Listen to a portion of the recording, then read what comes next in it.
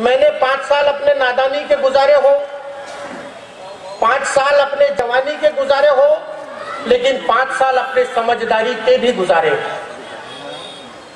तो राष्ट्रवादी कांग्रेस पार्टी इस देश में एक ऐसी पार्टी है जिसके नाम में राष्ट्रवाद है।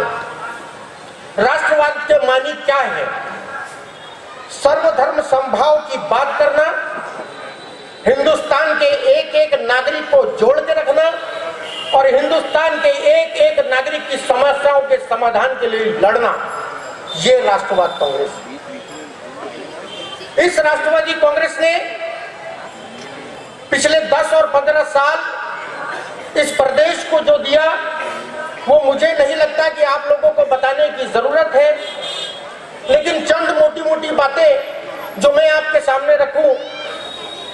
इस देश में उमूमन देखा गया है दलित और मुस्लिम समाज जो पिछड़ा हुआ है, उसको आघाड़ी में लाने का प्रयत्न हमारे आदरणीय नेता आदरणीय श्री शरद चंद्र जी पवार साहब के दिमाग में आया और आदरणीय शरद चंद्र जी पवार ने इस महाराष्ट्र के अंदर में मुसलमानों की दयनीय स्थिति को देखते हुए राष्ट्रवादी कांग्रेस पार्टी के सरबराही में अल्पसंख्यक कल्याण मंत्रालय का गठन किया।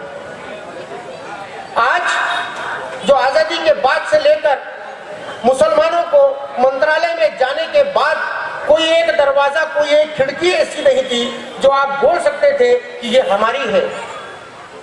उस मंत्रालय के अंदर में पूरा के पूरा एक विभाग देने का काम आदरणीय शरद चंद्र जी पवार ने किया। तो क्या उनकी शान में एक ताली नहीं बनती? हमारी माताओं बहनों, आपको इस देश की प्रगति में शामिल करने के लिए आदरणीय नेता शरद चंद्र जी पवार के जहन में आया और हमारे नेता आदरणीय शरद चंद्र जी पवार का यह प्रयास है कि इस मुल्क के अंदर में महिलाओं को 50% की भागीदारी देनी चाहिए।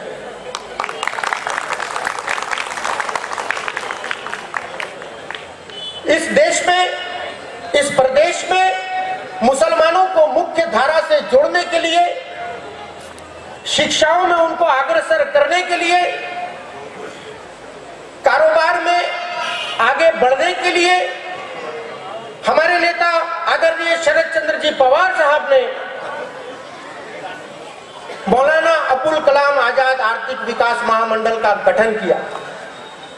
और मुझे गर्व है कि उस महाराष्ट्र के मंत्रालय से मैंने जो यहां पर इस नागपुर जिले के लिए 4 से 5 हजार लोगों का उसको बेनिफिट दिलाने का जो काम किया, वो काम मैं बिना अनिल देशमुख साहब के नहीं कर सकता।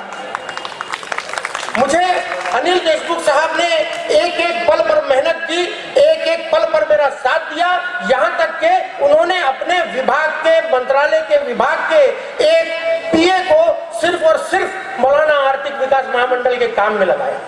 क्या इस बात पर ताली नहीं बनती है? आज हमें याद करना चाहिए कि हमारे लिए कौन सोच रहा है। हम बहकावे में आ गए। मैं तो धन्यवाद देना चाहता हूं उस बिहार के लोगों का जिन्होंने बड़ी समझदारी से काम किया। आपके सामने तो चंद लाख रुपए की बात की थी कि तुम मुझे वोट दो, मैं तुम्हारे खाते में 15 लाख दूंगा। हमारी भोली भाली जनता बहक गई और इस 15 लाख के सपने में अपना बेशकीमती वोट उनको डाल दिया। लेकिन हम केवल 15 लाख में बहक गए। बिहार के अंदर आपको पता है कितने का अनाउंसमेंट हुआ था और कैसे हुआ था? 15 दे दूं, 25 दे दूं, 1 लाख कर दूं, क्या 1.25 लाख करोड़ कर दिया। ऐसा बोलने के बाद 1,25,000 करोड़ देने के बाद वो बिहार की जनता सरकी नहीं, अपने वोट का सही इस्तेमाल किया। इसलिए मैं बिहार की जनता को सलूट करता हूं। बिहार की जनता को सलूट करने की बात है। इस प्रदेश के अंदर में राष्ट्रवादी कांग्रेस पार्टी ने बहुजन समाज के के लिए, बहुजन समाज को शिक्षित बनाने के लिए इस मराठवाड़ा यूनिवर्सिटी का नाम डॉक्टर परम पूज्य बाबा साहेब अंबेडकर के नाम पे किया। क्या इस बात पर ताली नहीं बनती है? साथियों, हमें सोचना पड़ेगा, हमें बहकावे से रुकना पड़ेगा, अपने आप को संभलना पड़ेगा कि हम कैसे बहक जाते हैं। हमारे इस देश के आज की डेट में सर्व नेता जो है तो हिंदुस्तानी, मगर यहाँ पाए कम जाते हैं, विदेशों में ज्यादा दिखे जाते हैं। ऐसे हमारे नेता आपके बीच में आकर बोलते हैं कि साथियों, दोस्तों, मैं 125 करोड़ लोगों का प्रतिनिधित्व हूं। महेंद्र भांगे जी, आप इस देश की जनगणना करिए, अगर 126 करोड़ निकले तो वो 1 करोड़ का मसीहा कौन? उसने बका, हमने सुन लिया। हमें ऐसे बहकावे में, बहलावे में आने की आवश्यकता नहीं है। जब एक आदमी खुद के होके चीख के बोल रहा कि मैं चाय वाला हूं और आप चाय वाले को देश चलाने दे रहे, उसने कभी हिंदुस्तान में महाराष्ट्र कहाँ है, पश्चिम बंगाल कहाँ है, बेंगलोर कहाँ है, मैसूर कहाँ है, ताजमहल कहाँ है, कुतुब मीनार कहाँ है, नहीं देखा। आपने अपना बेशकीमती वोट दे दिया तो वो क्या देख रहा है? अमेरिका देख रहा है, इंग्लैंड देख रहा है, दुबई देख रहा है, मस्कट देख रहा है, और वहां से आपको व्हाट्सएप पे फोटो भेज रहा है कि देखो बेटा, हमने आपका सेवन करके कहां कहां पहुंच गया। मैं उस चाय वाले से ये पूछना चाहता हूं कि जब वो अपनी जवानी में चाय बेचते थे, कहते हैं कि ट्रेन में चाय बेचते थे, तो क्या ट्रेन में टिकट निकाल के चाय बेचे? हमने कभी पूछने की कोशिश की? मैं आप लोगों के बीच में बहुत ज्यादा समय नहीं लूंगा। जैसा मैंने हमारी बहन इकरा खान का आपको तारुफ कराया कि ये आरएसएस की एक शाखा से निकल के बाहर आई, मैं उनको एक छोटे से शब्दों में बताना चाहता हूं कि आप लोग मुझे पहचानते हो? मुझे पहचानते हो? कुंटे पाटिल साहब, मुझे पहचानते हो? मुझे हिंदुस्तान कहते हैं। मुझे पहचानते हो? मुझे हिंदुस्तान कहते हैं। मगर ये भाजपा वाले न जाने क्यों मुझे पाकिस्तान कहते हैं। ये भाजपा वाले कहते हैं बीजेपी, बी से भागो, जे से जल्दी, पी से पाकिस्तान। वो हमें कहते हैं कि भागो जल्दी पाकिस्तान, और हम उनसे कहते हैं कि हम यही पैदा हुए और यही मर जाएंगे। हम यही पैदा हुए और यही मर जाएंगे। अरे तुमसे तादाद में कम है तो क्या डर जाएंगे? और शेर इस्लाम के मैदान में जब अड़ जाएंगे, अरे तुम तो क्या शय हो, हम पहाड़ों से भी टकरा जाएंगे।